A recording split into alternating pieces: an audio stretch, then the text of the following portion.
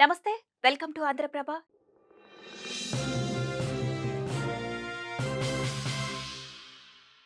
రాష్ట్రంపై Montha తుఫాను ప్రభావంపై ముఖ్యమంత్రి చంద్రబాబు ఆర్టీజీఎస్ నుంచి సమీక్ష నిర్వహించారు. ప్రస్తుతం తుఫాను తీరానికి దగ్గరగా వస్తోందని, కోస్తాంధ్ర జిల్లాలపై దీని ప్రభావం ప్రారంభమైందని అధికారులు వెల్లడించారు. తుఫాను ప్రభావిత ప్రాంతాల్లో మరింత అప్రమత్తంగా ఉండాలని సీఎం సూచించారు. గతంలో వచ్చిన తుఫానుల నష్టాన్ని అంచనా వేసుకుని తగిన చర్యలు తీసుకోవాలని ఆదేశించారు. తుఫాను తీరం దాటే కాకినాడ, ఆ పరిసర ప్రాంతాలకు రెస్క్యూ, ఎన్డీఆర్ఎఫ్, ఎస్డీఆర్ఎఫ్ బృందాలను పంపాలని ఆదేశాలు జారీ చేశారు.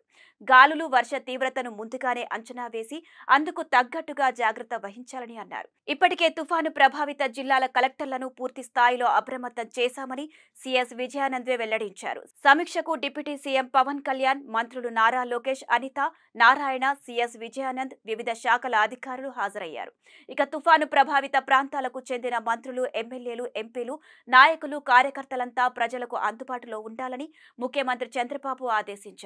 మొంతా తుఫాను రాష్ట్రంపై ప్రభావం చూపుతుందని అన్నారు. ఎన్డీఏ కూటమి ఎంపీలు, మంత్రులు, ఎమ్మెల్యేలు, నేతలతో ముఖ్యమంత్రి చంద్రబాబు టెలికాన్ఫరెన్స్ నిర్వహించారు. మొంతా తుఫాను నేపథ్యంలో నేడు రేపు అప్రమత్తంగా ఉండి ప్రజలకు సహాయ సహకారాలు అందించాలని పిలుపునిచ్చారు. లీడర్ నుంచి క్యాడర్ వరకు ప్రజలకు అండగా ఉండాలని సూచించారు. తుఫాను ప్రభావంతో కృష్ణా, పశ్చిమ గోదావరి, కోనసీమ, ఏలూరు జిల్లాలలో అధిక వర్షాలు కురిసే అవకాశం ఉందని అన్నారు. ఎన్డీఏ శ్రేణులు నేడు రేపు ప్రజలకు అప్రమత్తం చేయాలని సీఎం సూచించారు. పరిస్థితి తీవ్రతను బట్టి రియల్ టైంలోనే మొబైల్ ఫోన్లకు సందేశాలు పంపిస్తున్నామని అన్నారు. పంటలను మునక నుంచి కాపాడేందుకు సీఎం చర్యలు తీసుకోవాలని అధికారులకు తెలియజేశారు. ప్రాణ నష్టాన్ని పూర్తిగా తగ్గించడంతో పాటు ఆస్తి నష్ట నివారణకు చర్యలు తీసుకుంటున్నామని అన్నారు. ప్రజల్ని చైతన్యపరుస్తూ ఎన్డీఏ కార్యకర్తలు స్వచ్ఛంద సేవకులుగా ముందుకు వచ్చి సహాయ కార్యక్రమాల్లో పాల్గొనాలని కోరారు. అవసరమైతే కేంద్ర సాయం కూడా కోరతామని అన్నారు. ప్రజల ప్రాణాలు కాపాడి నష్టాన్ని తగ్గించడమే ప్రభుత్వ లక్ష్యమని తెలిపారు. ఇక ప్రస్తుతం మొంతా తుఫాన్ తీరానికి 100 కిలోమీటర్ల దూరంలో ఉందని, త్వరలో కాకినాడ జిల్లాలో తీరం దాటే అవకాశం ఉందని వాతావరణ శాఖ అధికారులు సీఎంకి తెలియజేశారు.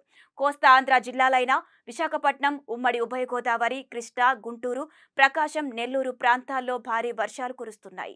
గంటకు 60 నుంచి 80 కిలోమీటర్ల వేగంతో గాలులు వీచే అవకాశం ఉందని అంచనా.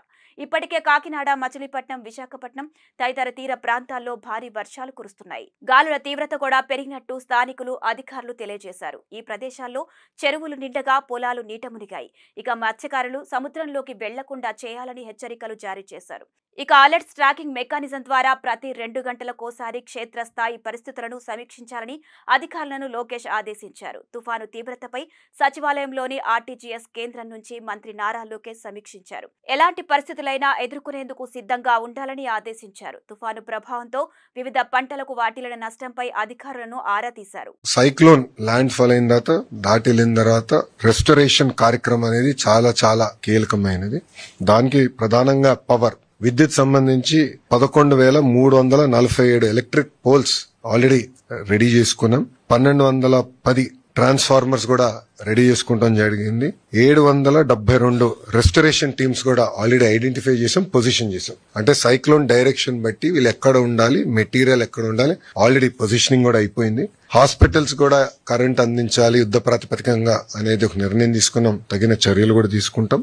ఆర్ఎన్బికి వచ్చే గల 7,289 అంటే జేసీబీలు, క్రెయిన్స్, వెహికల్స్ కూడా ఏర్పాటు చేసుకున్నాం. ఎందుకంటే ఎక్కడన్నా బ్లాకేజ్ అయినా ఇమీడియట్ రెస్టోర్ చేయాలి, ట్రాఫిక్ ఎలాంటి ఇబ్బంది ఉండకూడదని అది కూడా టీమ్స్ రెడీ చేసుకుంటాం జరిగింది. తాగునీరు సంబంధించిన వాటర్ ట్యాంకర్స్ పొజిషన్ చేసుకున్నాం. సిపిడబ్ల్యూఎస్ స్కీమ్స్, ఎందుకంటే తిట్లీ దగ్గర నేను నేర్చుకుంది అప్పుడు గతంలో పంచాయతీరాజ్ గ్రామీణాభివృద్ధి శాఖ మంత్రిగా పనిచేసే కనుక కరెంటు పోయినప్పుడు ప్రధానంగా ఇంపాక్ట్ అయ్యేది సిపిడబ్ల్యూఎస్ స్కీమ్స్. ఆ రోజు మేము అనుకున్నాం జనరేటర్లు ముందే పెట్టుంటే భలే ఉండేది, రిస్క్ అయ్యేది, ఇంత ఇబ్బంది వచ్చిండేది కాదు కదా అని. అందుకే ముందస్తు చర్యలు తీసుకున్నాం. గౌరవ ఉప ముఖ్యమంత్రి గారు పవన్ కళ్యాణ్ గారి నాయకత్వంలో ముందస్తు చర్యలు తీసుకుని డీజిల్ జనరేటర్స్ కూడా 1037 డీజిల్ జనరేటర్స్ పొజిషన్ చేశాం. సెల్ ఫోన్ టవర్స్ కావాల్సిన డీజీ సెట్స్ కూడా సుమారుగా 78% సెల్ ఫోన్ టవర్స్ కూడా కావాల్సిన డీజీ సెట్స్ వాళ్ళు ఎయిర్టెల్ కానివ్వండి, జియో కానివ్వండి, మిగతా సర్వీస్ ప్రొవైడర్స్ అందరూ కూడా ఏర్పాటు చేశారు. కావాల్సిన డీజిల్ కూడా పొజిషన్ చేస్తాం జరిగింది. కలెక్టర్స్ అందరూ కూడా ఫండ్స్ ఏర్పాటు చేస్తాం. Money is no object. ప్రజలు ఇబ్బంది పడకూడదు అన్న లక్ష్యంతో మేము పనిచేస్తున్నాం.